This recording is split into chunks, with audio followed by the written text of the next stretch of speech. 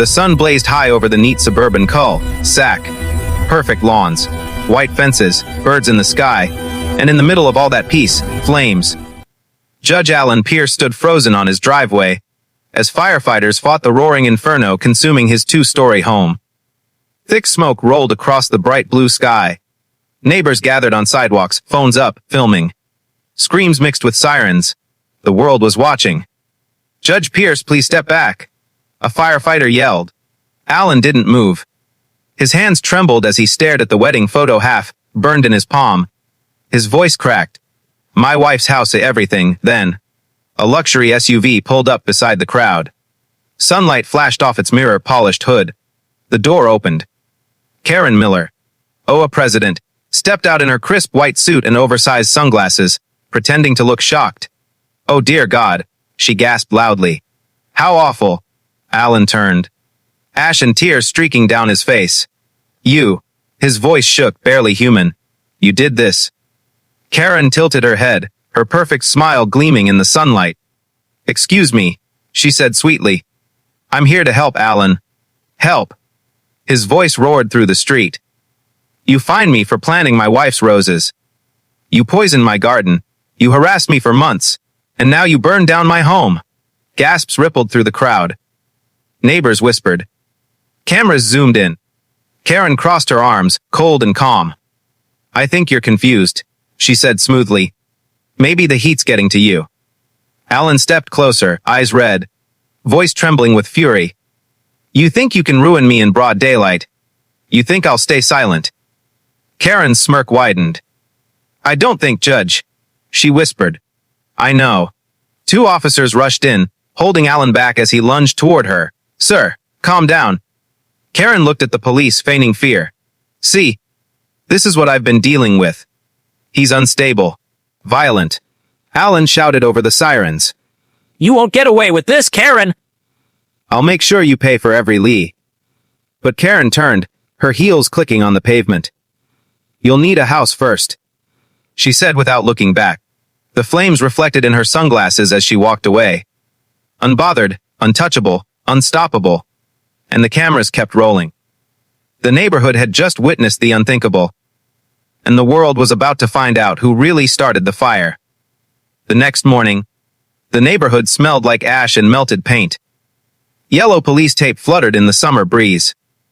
Reporters stood behind barriers. Microphones pointed toward the blackened remains of the judge's house. Bright sunlight glared off the charred windows. Daylight justice, brutal and clear. Judge Alan Pierce sat on the back of an ambulance, suit still on his shirt. His hands were wrapped in gauze, his eyes empty. A uniformed officer approached. "Sir, we've reviewed the footage from last night's fire. Security cams show someone near your garage door before it ignited." Alan's head snapped up. "You found her." The officer hesitated. "It's complicated." He turned his tablet around, showing a still image. A blurry figure in a dark jacket. But somehow, the face looked like his. Alan froze. "That's not me. That's not." Before he could finish, another voice sliced through the bright morning.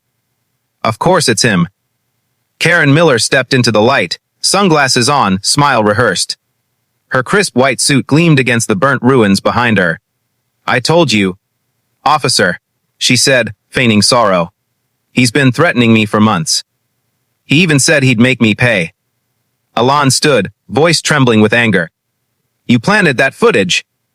Karen clasped her pearls dramatically. "Oh, please. Why would I burn your house? I warned you about those faulty circuits.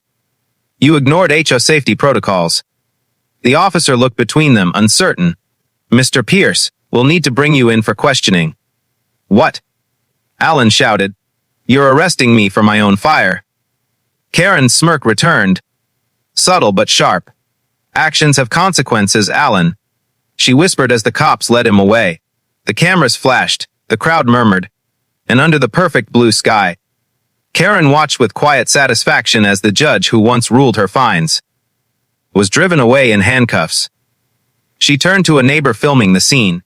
"Make sure you tag the HOA page," she said sweetly. "Transparency matters." The precinct was cold, but the sunlight pouring through the window made it look almost too clean. like justice pretending to be pure. Alan sat across from Detective Lopez, a veteran cop with tired eyes. Judge Pierce, we've gone through your statements. You said the HOA president has been harassing you. Alan nodded, his voice raw. She fined me for everything.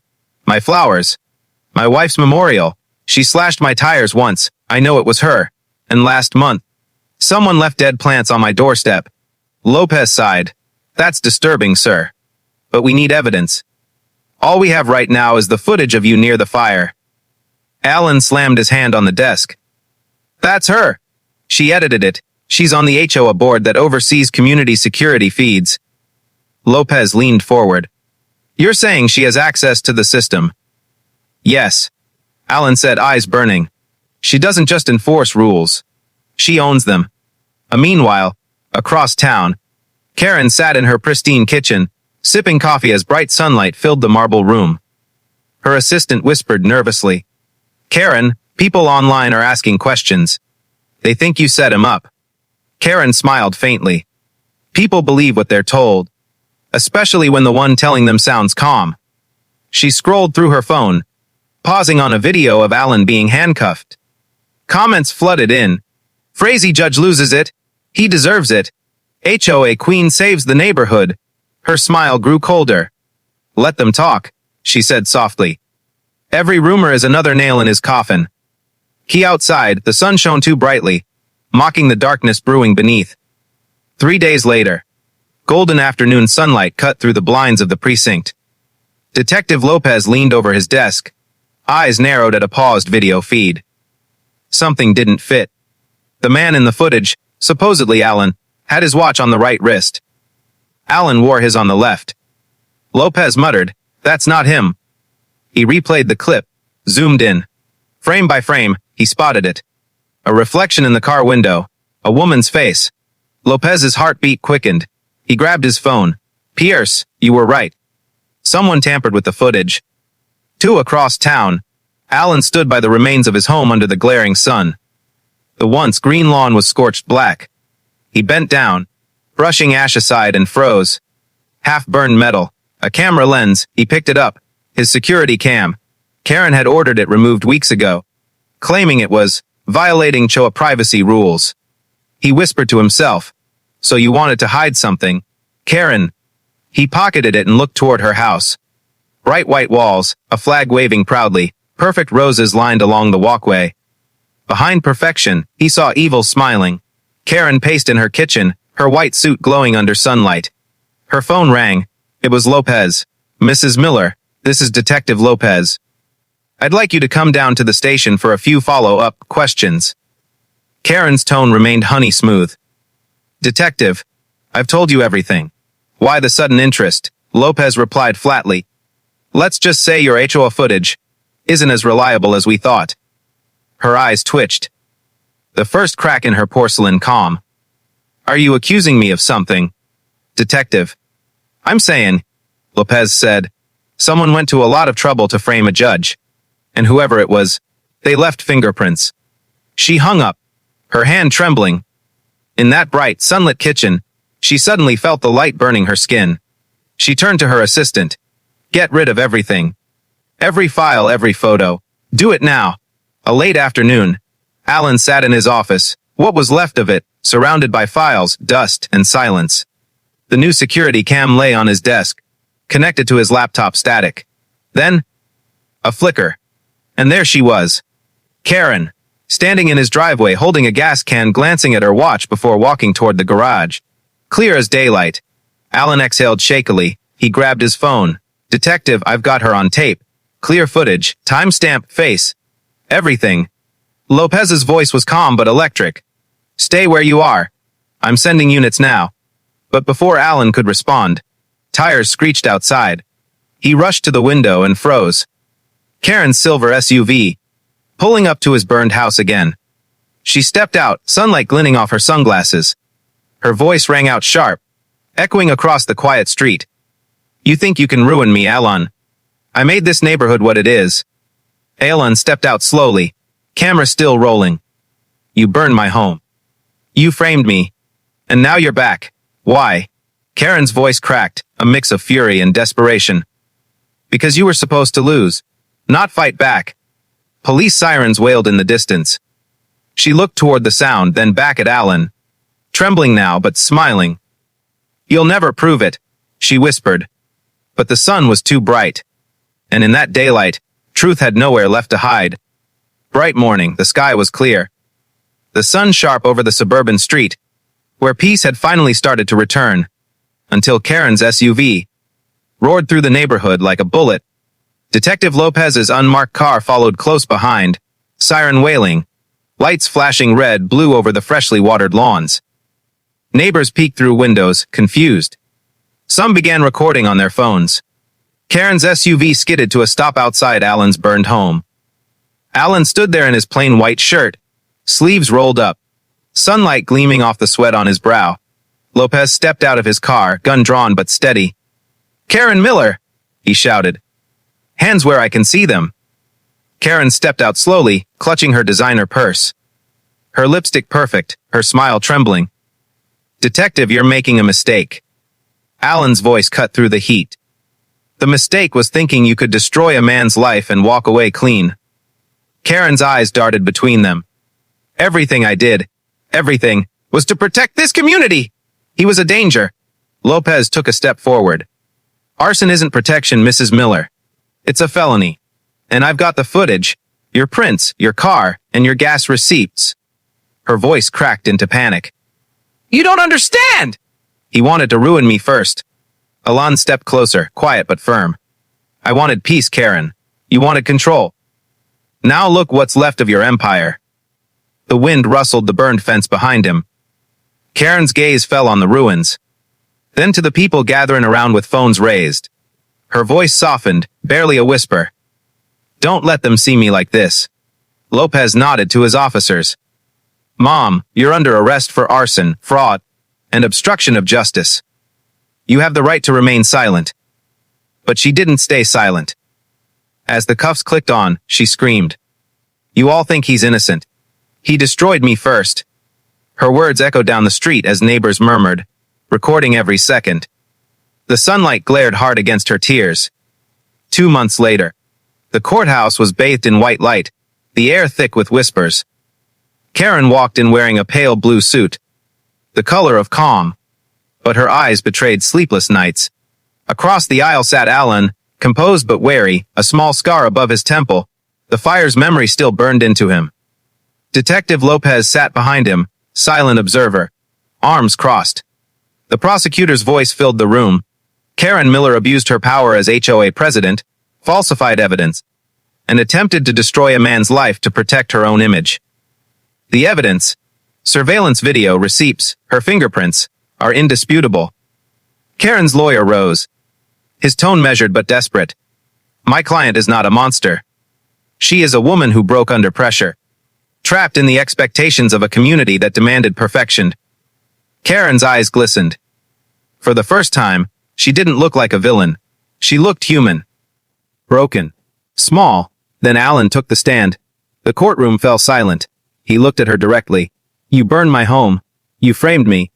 You humiliated me in front of people I once called neighbors. But the truth is, you didn't destroy me. You destroyed yourself." Karen's lips quivered. "I just wanted them to respect me." Alan's voice softened. "Respect isn't forced, Karen. It's earned by decency. And you forgot that." The judge's gavel struck once. Verdict guilty. The sound echoed like thunder.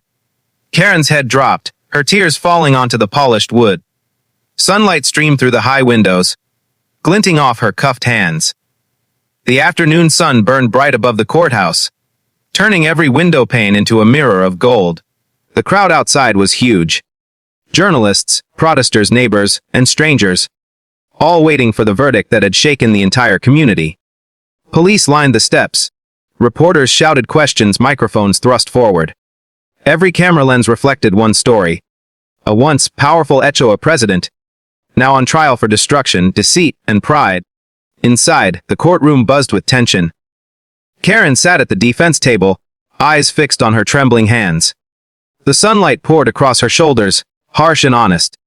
Her pale blue suit looked like armor, but her eyes, red, tired, betrayed everything she'd lost.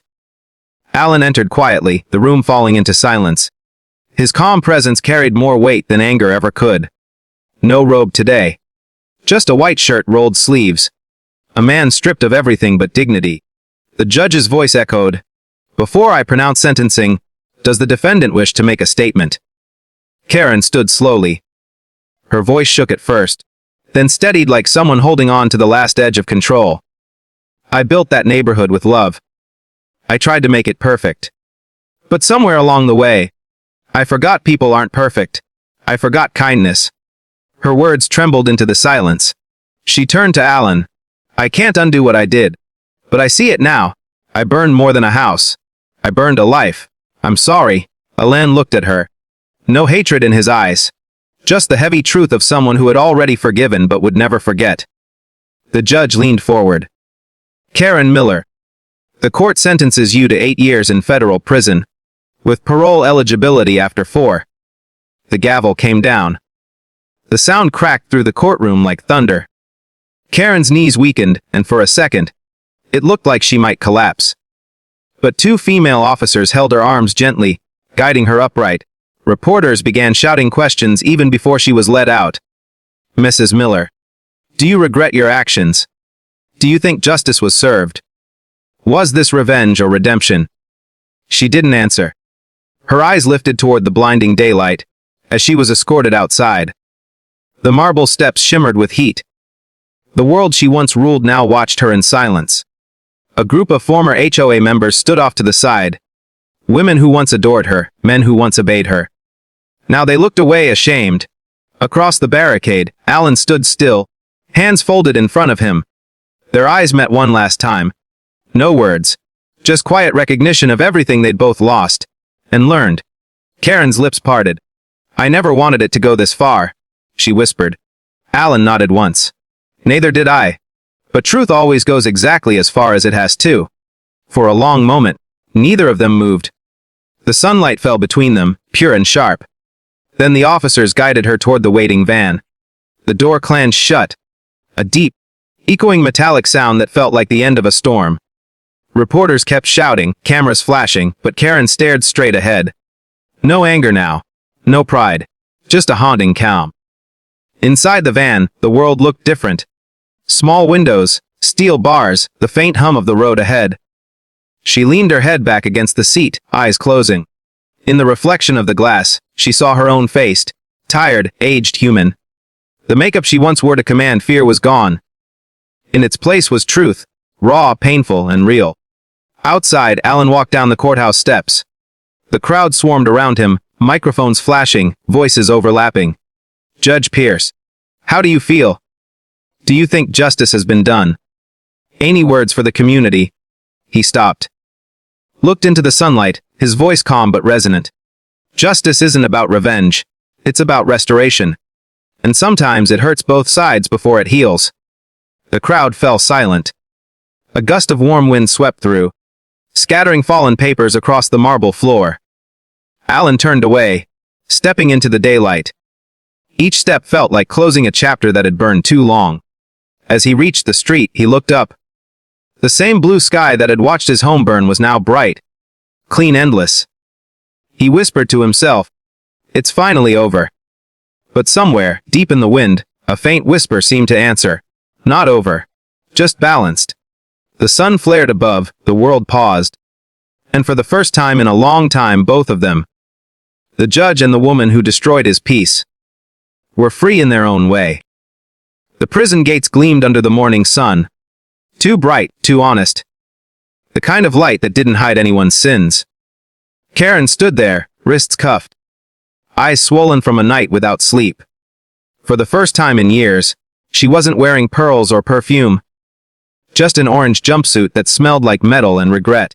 2 cops escorted her forward. Their radios crackled. The officer on her right muttered, "Can't believe this is the same woman who used to lecture us about community standards." Karen's throat tightened. "I was trying to protect order," she said weakly. The officer glanced at her. "You were protecting power, not people." The words stung harder than the sun burning her face. Reporters stood outside the gate. shouting her name, cameras flashing like tiny explosions. Karen! Karen Mitchell! Do you have anything to say to the judge whose house you burned down? Do you regret what you did? Were you targeting him because he was a widower? She stopped walking for a second, turned toward them. Her voice cracked, but she tried to sound calm. I didn't mean to hurt him. It got out of control. The reporters pushed closer. So you admit it? Her silence answered for her. The officer nudged her forward. Keep walking. Inside. The metallic clang of the gates closing behind her echoed like a sentence that never ends. A female guard scanned her file. Karen Mitchell, former HOA president. Arson. Fraud. Harassment. She looked up, unimpressed. You ran a neighborhood like a prison. Guess karma's got a sense of humor. The Karen wanted to snap back, but she couldn't. Her voice was gone. Her authority was gone. Everything she built on fear had collapsed into dust. As she walked down the corridor, inmates banged on bars shouting, "Hey boss lady, where's your clipboard now? Welcome to the real HOA." Laughter echoed, cruel, chaotic. She was led into her cell, small, clean, too quiet. On the wall was a mirror, cracked down the middle. When she looked into it, she barely recognized the woman staring back. The same eyes but empty. The same lips but trembling. The same face, but stripped of power, makeup, lies. Her cellmate, a tall woman with soft brown eyes, looked up from her bed. New here? Karen nodded. The woman smiled faintly. Don't worry. You'll get used to it. Everyone does. Karen whispered, I don't belong here. The woman tilted her head. That's what everyone says. Right before they realize they do. Karen sat down on the edge of the bed, staring at her cuffed hands. For the first time, she didn't think about control or status. She thought about the judge. His quiet pain. His ruined house. His wife's photo burning in the flames she had started. She squeezed her eyes shut, trying to block the image, but it wouldn't leave. The sound of crackling wood. The orange glow. The scream. Her own voice yelling at her assistant to make it look accidental. The guilt hit her like smoke. Slow at first, then suffocating. Outside the window, the morning light kept pouring in. Bright, merciless, honest. And for the first time in her life, Karen didn't try to hide from it. She just sat there. Silent. Broken. Watching the sun climb higher. Knowing that light doesn't always save you. Sometimes it just shows the world who you really are. The sun hung high over the correctional facility. A hard, white heat spilling across the concrete like truth refusing to fade. Inside, the air buzzed with routine. Guards marched. Gates clanked. Voices echoed and died. Karen sat on the cold metal bench of the visitation room, her hands folded tightly in her lap. She hadn't spoken to anyone all morning. Her heart beat like a trapped bird. Because today someone had come to see her. The guard's voice broke the silence. Visitor for inmate Mitchell. Her head snapped up. And there he was. The judge. The man whose home she burned. The man she tried to ruin. The man who, despite everything, looked at her without hate, but something far heavier. He wore no robe today, just a white shirt rolled at the sleeves. His face calm, almost unreadable. But his eyes carried the weight of a man who'd walked through fire and survived. Karen swallowed, her throat dry. Judge. She whispered. He didn't sit immediately. He studied her, as if trying to understand what kind of person she had really been all along. Finally, he pulled the chair out and sat. Karen, he said softly, you wanted control. Now you have none. How does it feel? Her lips trembled. I didn't mean for any of it to happen. I just wanted respect. He leaned forward slightly. Respect. His tone was calm but cutting. You wanted fear. That's not the same thing. Karen's eyes filled. They never listened to me. The homeowners, the board, the contractors. They ignored every letter, every rule. I just wanted order. He shook his head. You wanted power. You burned everything that didn't bow to it. Including people. The silence stretched. Karen wiped her face with the back of her cuffed hands. I lost everything, she said quietly. He nodded. So did I. Her eyes darted up to meet his. My wife's picture. He continued, voice steady but soft. It burned with the house. She was gone years ago, but that frame, that was all I had left. Karen's lip quivered. I didn't know. You didn't care, he interrupted. Not in anger, just truth. That's the part that hurts the most. Tears rolled down her cheeks now, fast and silent. I wish I could take it back. He looked at her, really looked at her, for a long time, and then he said, almost whispering, You can't unburn a home, Karen. But maybe you can stop burning people. The words sank into her like nails. She couldn't breathe for a second. He stood up, the metal chair scraping the floor softly. She looked up desperate. You came here to punish me again. He shook his head slowly. No. I came here to forgive you. She froze. What? He took a deep breath, eyes glistening. Because I refuse to live angry. Because I've already lost enough. And because forgiveness isn't for you. It's for me. For a long moment, neither spoke. Karen's tears fell onto the table, one by one, her reflection rippling in each drop. When she finally whispered, it was barely audible. I don't deserve it. He nodded slightly. You don't. But that's what makes it forgiveness.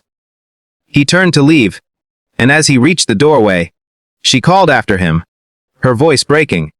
Judge, what happens now? He paused, glanced back once, the sunlight spilling through the bars casting gold lines across his face. Now, he said, you sit in the light. And you don't hide anymore. And then he was gone. Karen sat there, staring at the empty chair. The same chair where Justice had just looked her in the eye and chosen mercy instead. The room was still, but her chest trembled with quiet sobs. Outside, the sunlight kept pushing through the bars. Not to punish her, but to remind her that even in cages, light still finds its way in. The courtroom was flooded with daylight, golden rays cutting through the tall windows, illuminating every nervous face in the room. Reporters filled every seat, cameras ready. Outside, the crowd chanted for justice, their voices echoing through the marble halls like thunder rolling over calm skies. The doors opened. Karen stepped in, flanked by two officers. Her perfect suburban confidence was gone, replaced with trembling lips and eyes darting in panic. The same woman who once screamed orders at neighbors now looked like a ghost walking toward her own storm. Across the room, Judge Harris sat behind the bench. Calm, collected, yet burning inside. The man whose house she'd burned, whose life she'd tried to destroy, was now the one to deliver her fate. The world watched, but the silence inside that courtroom was heavy enough to crush bones. Karen's lawyer tried to speak, his voice shaking. Your Honor, my client. Stop! Harris interrupted, his voice steady but powerful, echoing like steel. For 18 months, you terrorized a community. You poisoned gardens. You harassed families. You burned homes. Karen's breath hitched. I didn't mean. He leaned forward. And when you set fire to my home, you didn't know whose life you were destroying. But now you do. The jury watched her break down, mascara running, hands shaking. He stood up slowly, robes flowing as he faced her directly. This court finds you guilty of arson, fraud, and malicious destruction of property. Karen gasped, collapsing into her chair. The sound of her sobs filled the room, echoing off the cold stone walls. Harris paused, not out of pity, but out of something deeper. He looked straight at her. You thought power meant control. But true power is restraint. You lost everything because you couldn't control your hate. Karen looked up, her eyes swollen. You think this makes you better than me? She whispered. He took a breath, calm, unwavering. No, it just makes me free. The gavel came down. Sentenced 20 years. A gasp filled the courtroom. Reporters rushed for the exit. Cameras flashed. Outside, the crowd erupted, some cheering, some crying. As the officers led Karen away, she turned one last time. Her voice cracked through the noise. You think this ends here? Judge Harris didn't move. His gaze was cold, unshaken. It ended the day you set that fire. She was gone.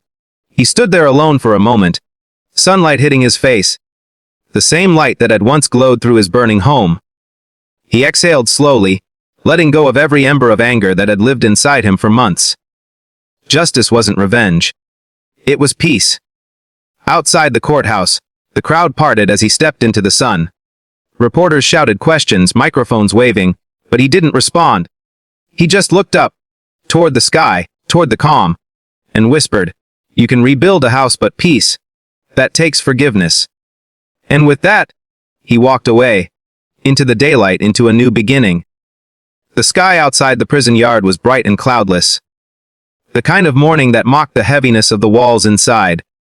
The sun poured through the razor wire, glinting off the steel bars like shards of judgment.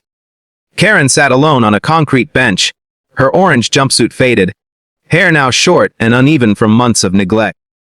The fire in her eyes, the one that once burned through HOA meetings and courtrooms, had dimmed into ashes. She watched a group of inmates laughing in the distance. A world she didn't belong to but couldn't escape. The door behind her clanged open. A woman older and quiet walked over with 2 paper cups of coffee. Her name was Lena, a lifer who'd long made peace with her past. She handed Karen one of the cups and sat beside her. "You don't talk much," Lena said softly. Karen didn't answer. Her hands trembled slightly as she held the cup, staring at the faint steam rising from it. "You used to run things, didn't you?" Lena asked. "The way you sit. Like you're still in charge of something." Karen gave a weak laugh, bitter and cracked. "I used to think rules made me powerful. That control made me safe." She looked toward the fence, the endless gray horizon beyond it. "Now I can't even control what time I sleep or when I breathe fresh air." Lena nodded. "Control's an illusion. Out there and here, it's all the same game. You just stopped believing anyone could tell you no." Karen's jaw tightened. "He ruined me?" "Ooh," Lena asked. "The judge," Karen whispered. "He made me nothing." Elena tilted her head. "No. You did that yourself. He just showed you the mirror." For a long moment, silence sat between them. The only sound was the clink of metal gates and distant footsteps. Karen's eyes watered, but she didn't cry. "I watched his house burn," she said finally, voice trembling. I thought I was winning. And now." Karen stared at the cup in her hands. "Now I see the flames every night when I close my eyes." Lena leaned back, gazing at the sky. "Maybe it's not punishment. Maybe it's the beginning of forgiveness. You can't rebuild what you destroyed, but you can stop setting fires." Karen turned her head slowly, watching Lena stand and walk back toward the building. She sat there for a while, alone again, the sunlight now warm against her face. Somewhere deep inside, she felt something she hadn't in years. Not pride, not hate, just quiet. And as a bird flew over the prison wall, small, free, disappearing into the blue, Karen closed her eyes. For the first time in forever, she didn't imagine smoke or screams. She imagined water, rain washing away the ashes, outside in another part of the city. Judge Harris stood before the remains of his rebuilt home. Children played nearby, laughter echoing where once there had been flames. He smiled faintly, hands in pockets, watching life bloom again. 2 lives. One burned, one rebuilt. Both finally learning the same truth. You can destroy everything you touch, until you learn to let go. Fade out,